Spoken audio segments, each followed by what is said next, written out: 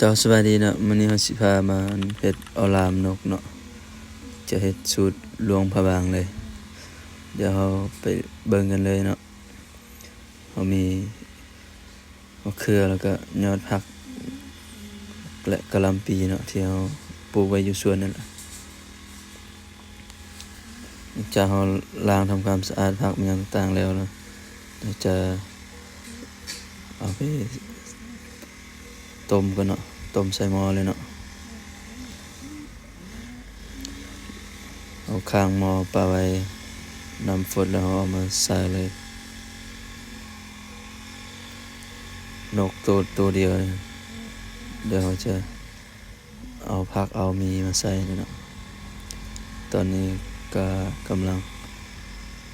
เอามะเขือเอายอดมะอื่นแล้วก็มะปีที่เรามีอยู่นั่น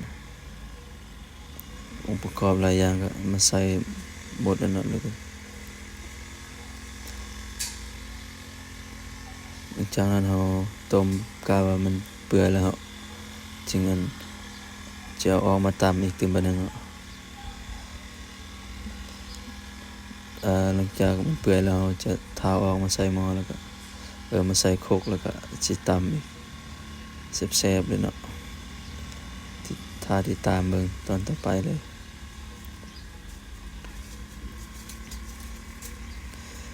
คือเราเริ่มตำแล้วเนาะตำให้มันแหลกเราจะมี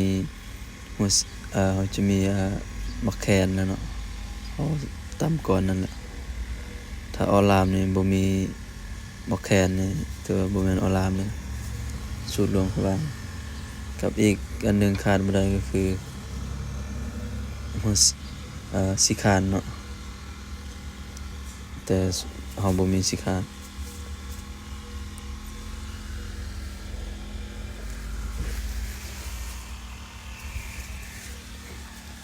นี่เราก็เอานกเอาหยังใส่เบิดแล้วเนาะเบิ่งกันเลยหน้าตามันก็สิประมาณนี้เนาะแซ่บๆโลดใครอยากละมาเด้พิกัดอยู่สวนหัวครัวเด้โครงการปลูกผักปลอดสารพิษอันนั้นก็ออร์แกนิกหมดแหละอยู่นี่นะโอเคเนาะเดี๋ยวมาฮอดนี้ก็ใกล้จะสุกแล้วถ้ารับชมคลิปต่อไปเลยเนาะว่าอยากหาเฮ็ดคลิปหยังลง YouTube ก็คอมเมนต์ลงมาเลยเด้อเอาเท่านี้ก่อนขอบใจ